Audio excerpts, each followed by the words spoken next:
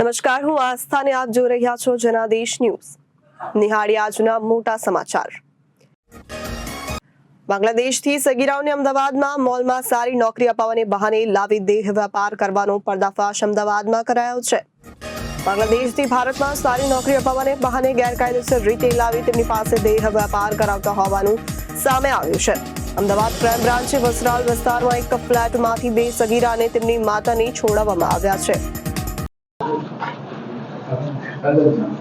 Crime branch દ્વારા કેટલાક સમયથી જે બાંગ્લાદેશી નાગરિકો જે છે એ ગેરકાયદેસર રીતે આવીને વસવાટ કરે છે અને સાથોસાથ સગીર વયની બાળાઓને લાવી અને દેહ વેપારના ધંધામાં ધકેલે છે બાબતેની માહિતી મળેલી અને એ માહિતી અનુસંધાને કાર્યવાહી હાથ ધરતા વસ્ત્રાલ ગંગા એપાર્ટમેન્ટ ખાતે રેડ કરવામાં આવેલી અને ત્યાં સાગર મંડલ નામના વ્યક્તિ પાસેથી કે જે મૂળ વેસ્ટ બેંગાલનો છે અને બાંગ્લાદેશે પણ એને ઘણો સારો પરિચય અને બાંગ્લાદેશ પણ જાય છે, એની પાસેથી એના કબજામાંથી 2 સગીર વયની બાળાઓને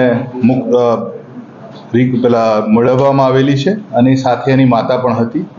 આ જે સાગર મંડલ છે અને એનો સાથી છે મોહમ્મદ કરીમ ઉર્ફે અબ્દુલ કરીમ મંડલ. આ બંને જે છે એ બાંગ્લાદેશમાંથી આ યુવતીઓને અમદાવાદ ખાતે સારી નોકરી આપવામાં આવશે, મોલ ખાતે નોકરી આપવામાં આવશે, એ પ્રકારના પ્રલોભન આપી અને અહીંયા લાવવામાં આવેલા અને અહીંયા લાવ્યા પછી આ બંને વ્યક્તિ દ્વારા પણ બંને સગીર બાળાઓનું શારીરિક શોષણ થયેલું છે અને બંનેને દેહ વેપારના ધંધામાં એમણે ધકેલી છે અને એ પ્રકારનો આ વેપાર કરાવતા હોવાના પૂરતા પુરાવા સાથે આ 3 એટલે એની માતા અને 2 સગીર બાળાઓને અત્યારે મુક્ત કરવામાં આવેલી છે અને બંને આરોપી પૈકી સાગર મંડલની આ ગુનાના કામે અટક કરવામાં આવેલી છે અને એના વધુ રિમાન્ડ બાદ આ બાબતે વધુ તપાસમાં માહિતી બહાર આવવામાં આવશે.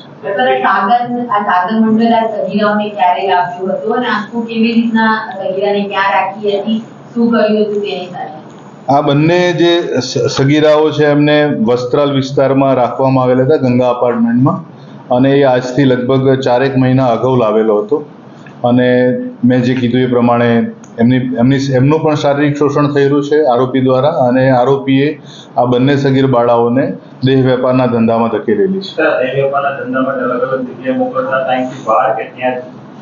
અમદાવાદમાં એ લોકો એમનું જે કાર્યક્ષેત્ર છે એ અમદાવાદનું છે અને અમદાવાદમાં એ લોકો જે રિંગ રોડ ફરતે જે હોટલ્સ આવેલી છે ત્યાં હોટલ્સમાં એ લોકો અલગ અલગ જગ્યાએ મોકલતા હતા.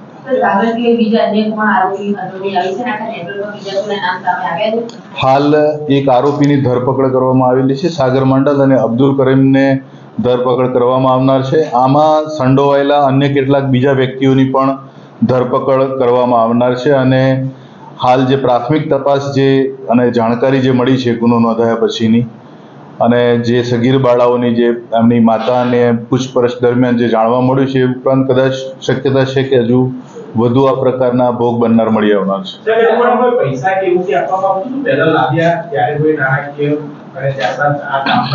આ સગીર બાળાઓને જ્યારે લાવવામાં આવી ત્યાંથી ત્યારે એમને એવી લાલચ આપવામાં આવી હતી કે એમને ત્યાં પ્રમાણમાં સારી નોકરી મળશે અને એ એમના પરિવારને મદદરૂપ થઈ શકશે, પણ અહીંયા આવ્યા પછીની આખી પરિસ્થિતિ અલગ હતી. શરૂઆતમાં આ જે બંને આરોપી જે છે સાગર મિલન માંડલ અને અબ્દુલ કરીમ દ્વારા બંનેનું શારીરિક શોષણ કરવામાં આવ્યું, એમની ઈચ્છા વિરુદ્ધ એમની સાથે જે પણ થયું ત્યારબાદ એમને દેહ વિક્રયના ધંધામાં એમને ધકેલવામાં આવ્યા.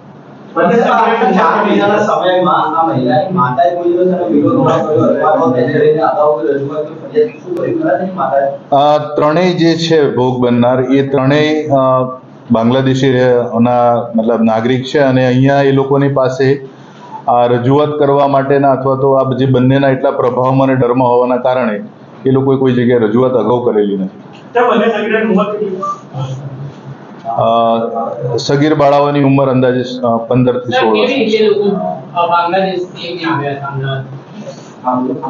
સરહદ પાર કરીને હા ઇલીગલ રીતે જ આવે. સાગરનું અમદાવાદમાં રોકાણ અનિયમિત છે પણ એ છેલ્લા 3 વર્ષથી અહીંયા રહે છે.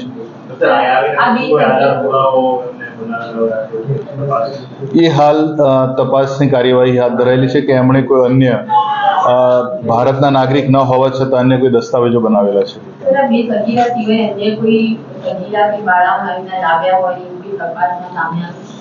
હાલ જે તપાસ ચાલી રહી છે એ દિશામાં જ ચાલી રહેલી છે કે આ પ્રકારની સગીર વયની બાળાઓ અન્ય કેટલી લાવવામાં આવેલી છે અને એ ક્યાં ક્યાં રાખવામાં આવેલી છે. સુરત રેલવે સ્ટેશન પર અજીબો ગરીબ ઘટના સામે આવી છે. ધવલ જાદવ નામનો એક યુવાન સુરત રેલવે લાઇનના થાંભલા પર ચડી ગયો. ફાયરની ટીમ રાત્રે 2 વાગે પહોંચી હતી. ધવલ પાસે પથ્થર પણ હતો જેથી મારી દેવાનો ડર હતો. 3 કલાક સુધી રેલ વ્યવહાર અટકાતા ફાયર જવાન મુકેશ સૂર્યવંશી ઉપર ચડ્યા હતા. 2 વાર યુવાને ફાયર ઉપર પથ્થરમારો કર્યો. રેલવે એન્જિન એનસીડી ની મદદથી નીચે उतारવામાં આવ્યો હતો. जी सर, आपका नाम? फायर ऑफिसर क्या हुआ, कौन सी एरिया में क्या हादसा ऑफिसर हुआ? महेश पटेल, गाजी से फायर स्टेशन. हमको वो कंट्रोल में से मैसेज मिला था सूरत रेलवे के वो तंबे में एक आदमी ऊपर चढ़ गया है. तो हम लोग तुरंत आ गए और देखा तो वो एक आदमी ऊपर बैठ के उधर उधर जा रहा था. हमने उतारने की बहुत कोशिश की लेकिन वो कोई कामयाब नहीं हुई. बाद में धीरे धीरे उसको समझा कि वो ट्रेन मंगाई और फायर की सीढ़ी लगा के उसको एक आदमी उधर से चढ़ा, एक हमारा आदमी वो सीढ़ी से चढ़ा. सर, कितने घंटे से इसको आप लोग ने इसको कोशिश की उतारने के लिए? 2 बजे से 5 बजे तक. तो उतारने के तैयार नहीं था? हाँ नहीं था, बिल्कुल नहीं. हाथ में पत्थर था. हम लोग सर, पता चला कहाँ से है और किधर से? वो जंगल क्यों चाह रहा था, ऐसा कुछ जानकारी है? चौगा गाँव का वो रेलवे से आया था.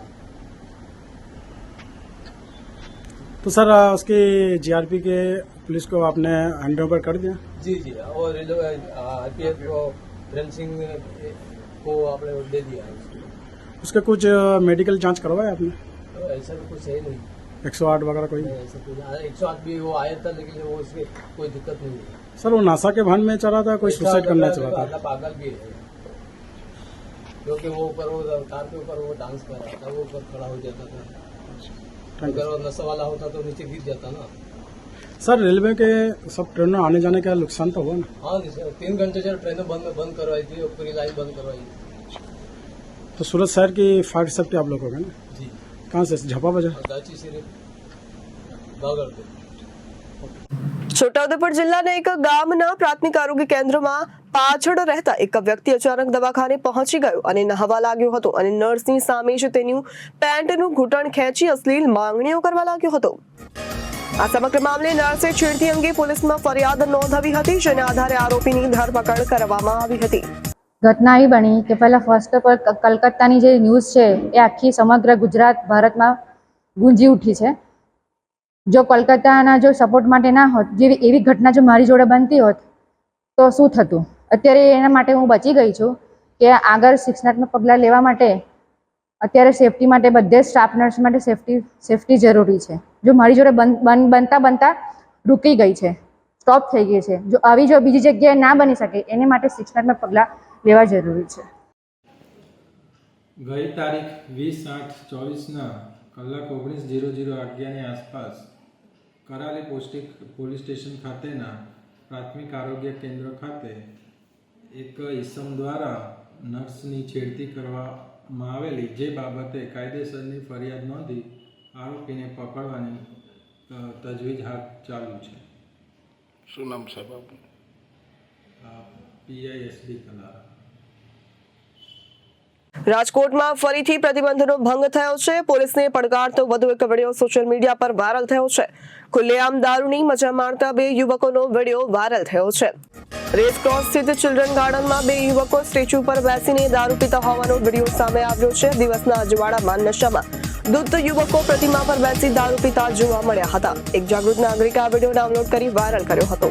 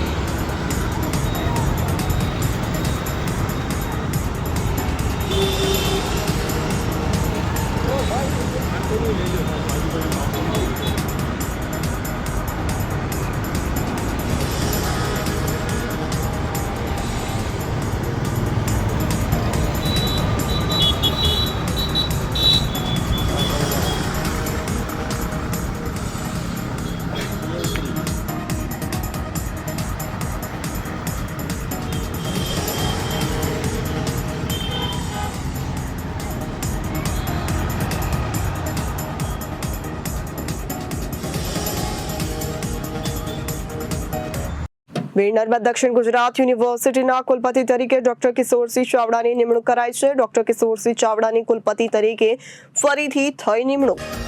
અગાઉ પણ ડોક્ટર કિશોરસિંહ ચાવડાની વીર નર્મદ દક્ષિણ ગુજરાત યુનિવર્સિટીના કુલપતિ હતા. હવે નવી એજ્યુકેશન પોલિસી હેઠળ આગામી 5 વર્ષ માટે તેઓ કુલપતિ રહેશે. છેલ્લા 4 મહિનાથી તેઓ ઇન્ચાર્જ કુલપતિ તરીકે ફરજ બજાવતા હતા. ભારતીય બસ નેપાળ નદીમાં ખાબકી, 14ના મોત, ઘણા લોકો ઘાયલ થયા છે. 40 લોકો સવાર હતા બસમાં. પોગરાથી કાઠમાંડુ જતા સમયે દુર્ઘટના સર્જાઈ હતી. હાલ રેસ્ક્યુ કાર્યવાહી શરૂ છે. નેપાળમાં ઉત્તર પ્રદેશની એક બસ નદીમાં ખાબકી છે. ગોરખપુરની આ બસમાં 40 મુસાફરો હતા, જેમાંથી 14ના મોત થયા છે. બસ પોખરાથી કાઠમાંડુ જઈ રહી હતી. આ દરમિયાન તે કાબુ બહાર જતા નદીમાં પડી ગઈ હતી.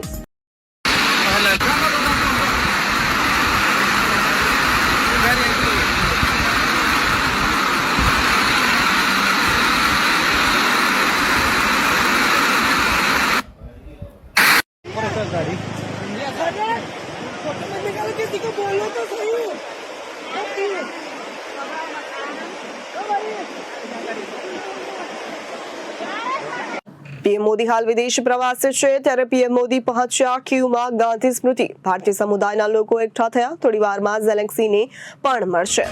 મોદી યુક્રેનમાં. વડાપ્રધાન નરેન્દ્ર મોદી પોલેન્ડની 2 દિવસની મુલાકાત બાદ યુક્રેનની મુલાકાતે છે. તેઓ સ્પેશિયલ રેલ ફોર્સ 1 દ્વારા કીવ પહોંચ્યા છે. લગભગ 10 કલાકની ટ્રેનની મુસાફરી પછી તેઓ કીવ પહોંચ્યા છે. તે અહીં 7 કલાક રોકાશે. કોલકાતા બળાત્કાર કેસમાં આરોપી સંજય રોયની હાજરીને લઈને હોબાળો થયો હતો. વકીલોએ ફાંસીની સજાની માંગ કરી હતી. કોલકાતા રેપ કેસના આરોપી સંજય રોયની હાજરી દરમિયાન કોર્ટમાં હંગામો થયો હતો. વિરોધ કરી રહેલા વકીલોએ આરોપીઓને ફાંસીની સજાની માંગ કરી હતી. વકીલોના જૂથે કોર્ટની બહાર સંજય રોય વિરુદ્ધ સૂત્રોચ્ચાર કર્યા હતા. આરોપી સંજય રોયની હાજરી દરમિયાન કોર્ટ પરિસરમાં ભીડ એકઠી થઈ ગઈ હતી. અરવિંદ કેજરીવાલને કોર્ટનો વધુ એક આંચકો. જ્યુડિશિયલ કસ્ટડી 27 ઓગસ્ટ સુધી લંબાવી છે. રાઉઝ એવેન્યુ કોર્ટે મંગળવારે કથિત એક્સાઇઝ પોલિસી કૌભાંડ સંબંધિત સેન્ટ્રલ બ્યુરો ઓફ ઇન્વેસ્ટિગેશન દ્વારા નોંધાયેલ ભ્રષ્ટાચારના કેસમાં મુખ્યમંત્રી અરવિંદ કેજરીવાલની ન્યાયિક કસ્ટડી 27 ઓગસ્ટ સુધી લંબાવી છે. આ પહેલા બુધવારે સુપ્રીમ કોર્ટે કેજરીવાલને વચગાળાના જામીન આપવાનો ઇનકાર કરી દીધો હતો. મુરાદાબાદમાં બળાત્કાર પીડિતા નર્સની હાલત બગડી. તેને હોસ્પિટલમાં દાખલ કરવામાં આવી. ડોક્ટરે તેને બંધક બનાવીને રેપ કર્યો હતો. મુરાદાબાદની એક ખાનગી હોસ્પિટલમાં નાઇટ ડ્યુટી દરમિયાન ડોક્ટરે નર્સ પર બળાત્કાર ગુજાર્યો હતો. આરોપ છે કે વોર્ડ બોય અને એક મહિલા નર્સે તેને બળજબરીથી ડોક્ટરના રૂમમાં મોકલ્યો હતો અને બહારથી ગેટ બંધ કરી દીધો હતો. આ મામલામાં પીડિતાની તબિયત બગડી છે. ત્યારબાદ તેની હોસ્પિટલમાં દાખલ કરવામાં આવી છે. તો આ હતા અત્યાર સુધીના સમાચારો. ફરીથી મળીશું નવી વિગતો સાથે. ત્યાં સુધી જોતા રહો જનાદેશ ન્યૂઝ. નમસ્કાર.